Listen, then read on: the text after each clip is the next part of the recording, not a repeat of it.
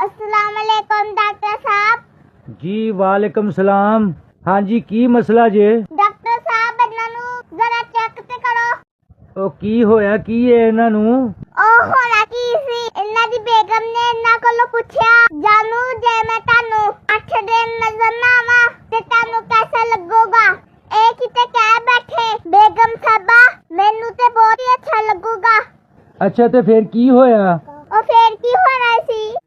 ओ ना तेनू नजर आई, ना तुहानू नजर आई, ना पीर नू नजर आई, ना मंगन नू नजर आई, ना बुध नू नजर आई ते ना ही जुमेरात नू नजर आई। ते जुमे वाले दिन जाके किते इन्हां दी अखां थोड़ियां जिन्नियां खुलियां ते ओ भी थोड़ी जिन्नी मुंह दे उत्तों सोज उतरी ते कहंदे मैनू फटाफट डॉक्टर कोल ले जाओ।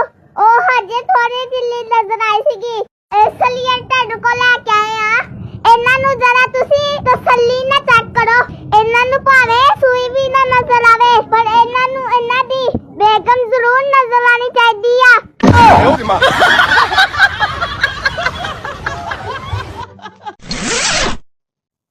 अब्बा जी तानू कारोबार विच इन्ना नुकसान हो गया है, लेकिन ताडे नाल किसी रिश्तेदार ने अफसोस नहीं कीता।